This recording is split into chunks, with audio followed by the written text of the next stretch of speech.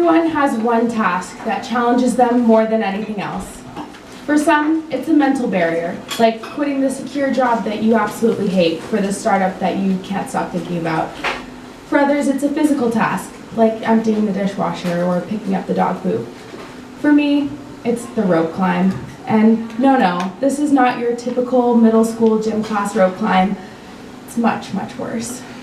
My rope climb takes place in a pool, more specifically the womb that was the old UBC Aquatic Center. There's a gnarled, knotted, gnarly rope hanging from the ceiling and hovering about 6 inches over the surface of the water, kind of like a medieval torture device. Our coaches, torturers, every Tuesday would make every swimmer challenge the rope. The goal is to dive in the water, touch the bottom of the diving well, blast off the bottom, reach past the surface of the water, grab the knot at the bottom of the rope, hoist your sopping body up onto that knot, and climb until your clammy fingers scrape the asbestos-infested ceiling. As you can tell, this was not designed to be easy. It was designed to weed out the weak and shame them into strength. In my first year on the team, I never even got out of the water. I would climb and reach, but was incapable of pulling myself up. And I was the only one on the team unable to do so.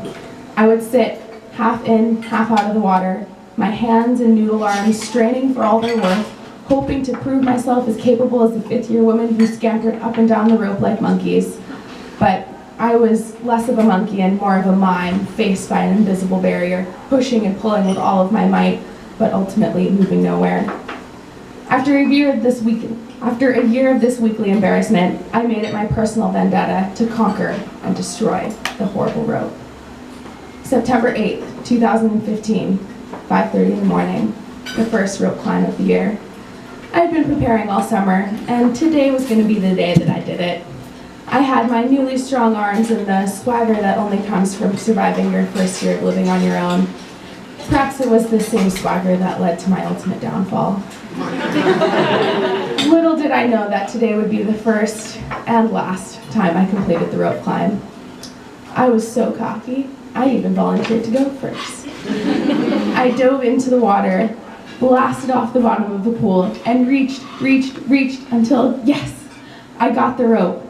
Hand over hand, hand over hand, hand over, oh my God, I'm doing it, I'm climbing the rope.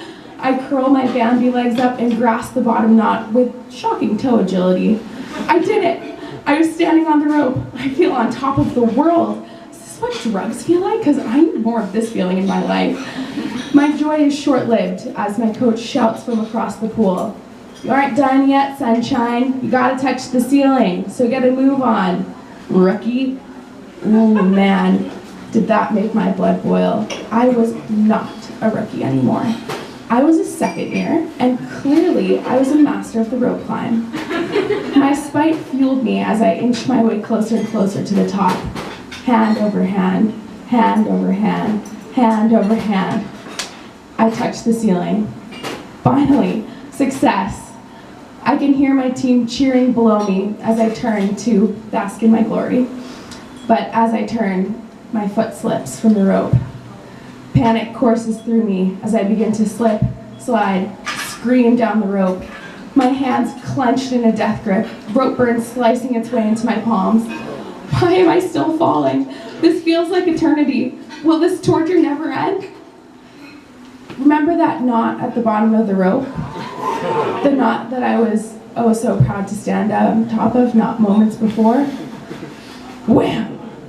My fall ends painfully and abruptly in a seated position on that knot. I could see the horror splash across my teammates' faces as I fell, fetal position, into the water. Somehow, I make it out of the pool and on the verge of hot, angry tears, limp up, red-faced and embarrassed to my coach. He looks at me and asks how the pain is. It was a lot of physical pain, but mostly just embarrassment. Then he pauses, looks at me and goes, well, at least you're not gonna make that mistake again.